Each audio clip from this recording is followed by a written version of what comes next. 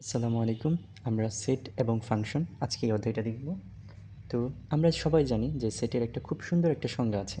সেটা হচ্ছে বাস্তব বা চিন্তা জগতের সুসংজ্ঞায়িত বস্তুর সমাবেশ বা সংগ্রহকে সেট বলা হয়। তো আমরা বাস্তব জীবনে অনেক ধরনের সেট দেখি। সেটা হতে পারে আমাদের কোনো ডিনার সেট কিংবা স্বাভাবিক সংখ্যার সেট। তো আমরা এরকমভাবে সেটা মূলদ সংখ্যার সেট না এরকম বিভিন্ন ধরনের সেট হতে পারে। তো প্রথমত আমরা কিছু সেট পরিচিতি সম্পর্কে জানি। যেমন সেটকে আমরা ক্যাপিটাল লেটার দিয়ে প্রকাশ করি, যেমন এ বি সি। তো এরকমভাবে এক্স ওয়াই জেড এভাবে ক্যাপিটাল লেটার দিয়ে আমরা প্রকাশ করি। তো তারপর যেমন এটা একটা সেট 1 2 3 এবং এখানে হচ্ছে সেকেন্ড ব্র্যাকেট দিয়ে সেটকে প্রকাশ করা হয় এবং আমরা ক্যাপিটাল লেটার ইউজ করি সেটকে প্রকাশ করার জন্য। তারপর এখানে দেখো এই প্রত্যেকটা সদস্যকে আমাদের বলা হচ্ছে এলিমেন্ট বা উপাদান এবং তারা প্রত্যেকেই পৃথক পৃথক কমা দিয়ে ভাগ করা থাকে। তো আরও কিছু ফিচার আছে সেটের, সেটা হচ্ছে যেমন আমরা এই সেটে উপাদান সংখ্যা কয়টা, এই সেটের উপাদান সংখ্যা হচ্ছে 3টা।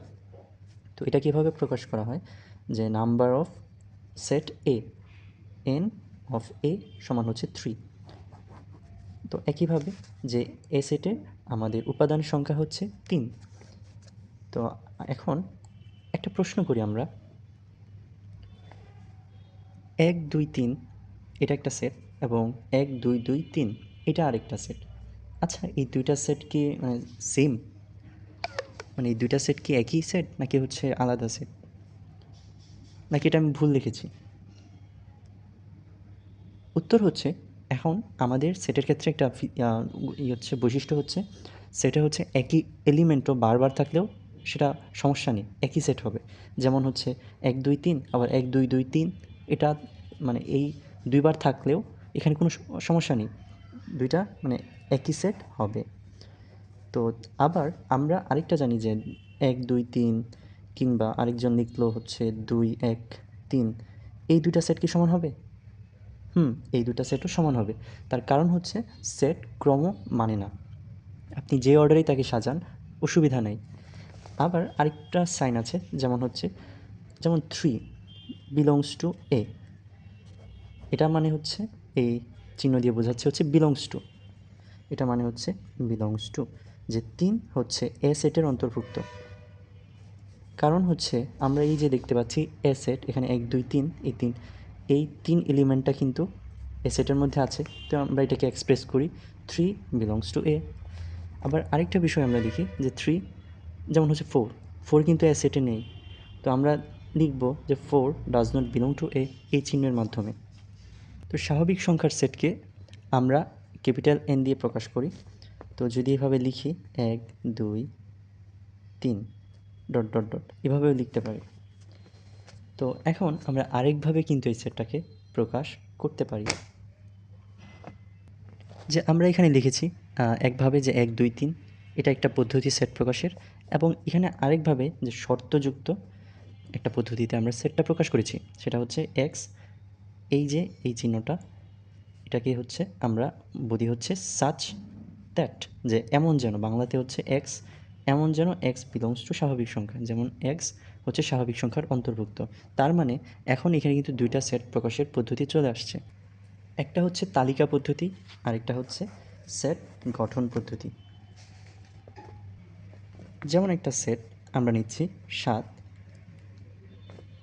21 14। আচ্ছা এটাকে আমরা তালিকা পদ্ধতিতে প্রকাশ করতে চাই, কিভাবে করব তুমি একটু ভাবো। এখন যদি এটাকে তালিকা পদ্ধতিতে প্রকাশ করতে চাই তাহলে প্রথমে আমি একটা ভেরিয়েবল এক্স দিব, তারপর এই চিহ্নটা দিব মানে হচ্ছে সাচ দ্যাট বা এমন যেন। তো আমরা এটা দেখি যে এটা এই এক্স, এখানে যদি খেয়াল করি এটা কিন্তু 7-এর গুণিতক, যে 7কে 7, 7 দুগুণে 14, 3 7 21, মানে 3টা আছে, মানে 7 3 7 28, 4 7 28, মানে এরকমভাবে অসীম পর্যন্ত কিন্তু যাচ্ছে না। তার মানে এখানে প্রথমত এটা হচ্ছে এক্স হচ্ছে 7-এর গুণিতক, এটা একটা শর্ত। কিন্তু এটা যদি বলা হয় তাহলে দেখা যাবে যে অসীম পর্যন্ত 7-এর গুণিতকগুলো সবগুলোই অন্তর্ভুক্ত হয়ে যায়। তার মানে আমাকে আরেকটা শর্ত এখানে দিতে হবে। তো আমি দিয়ে দিব যে 7 থেকে বড় বা সমান 21 থেকে ছোট বা সমান, তাহলে কিন্তু এই যে সেট গঠন পদ্ধতিতে কিন্তু আমি প্রকাশ করে ফেলেছি। সেট গঠন পদ্ধতিতে এটাকে তালিকা পদ্ধতিতে এইভাবে লেখা হবে। তোমাদেরকে একটা করতে দিই, এই যে এটা তালিকা পদ্ধতিতে দেওয়া আছে +-4 +-5 +-6, এটাকে তোমাদেরকে হোমওয়ার্ক দিচ্ছি এবং এটা তোমরা নিজেরা ভিডিওটা পজ করে বের করার চেষ্টা করো। আচ্ছা, এখন চলে যাচ্ছি ফাঁকা সেটে। ফাঁকা সেট, তো ফাঁকা সেট এমন একটা সেট যার নিজের কোনো কী নাই, উপাদান নাই। ফাঁকা সেটের নিজের কোনো উপাদান নেই। ফাঁকা সেটের নিজের কোনো উপাদান নেই। তো ফাঁকা সেটকে কীভাবে প্রকাশ করা হয়? যেমন একটা ফাঁকা সেট যদি হয় তাহলে এই যেভাবে দুইটা সেকেন্ড ব্র্যাকেট, মাঝখানে কিছুই নাই। অথবা আমরা ফাই চিহ্ন দিয়েও করতে পারি। এটা হচ্ছে ফাই, আমি বানানটা লিখে দিচ্ছি, এটা হচ্ছে ফাই। ফাই দিয়েও ফাঁকা সেট বোঝায়। তো এখন যদি বলি যে ফাঁকা সেটের উপাদান সংখ্যা কত, যদি আমাদের প্রশ্নে এভাবে বলে যে n অফ a সমান কত হবে, এটা কিন্তু অবশ্যই 0। আচ্ছা, আরেকটা মজার বিষয় যে এখানে দেখো যে বি সেট, তো এখানে সেকেন্ড ব্র্যাকেটের মধ্যে আমাদের ফাঁকা সেট দেওয়া আছে, আবার এখানে কিন্তু সেকেন্ড ব্র্যাকেটের ভেতরে ফাঁকা সেট দেওয়া আছে। আচ্ছা, তো আমি একটা কোশ্চেন করি যে বলো তো যে এই বি সেটের উপাদান সংখ্যা কত? এই বি সেটের উপাদান সংখ্যা হচ্ছে 1টি, 1। কেন 1? কারণ ফাঁকা সেট এইখানে নিজেই একটা এলিমেন্ট হিসেবে কাজ করছে। যদি সে একা থাকতো, মানে এভাবে যদি থাকতো, তাহলে কিন্তু তার ফাঁকা সেটের এটা নিজে ফাঁকা সেট, তার কোনো এলিমেন্ট নাই। কিন্তু এই বি কিন্তু ফাঁকা সেট না, তার ভিতরে উপসেট, তো ফাঁকা সেট কিন্তু এখানে নিজেই একটা এলিমেন্ট।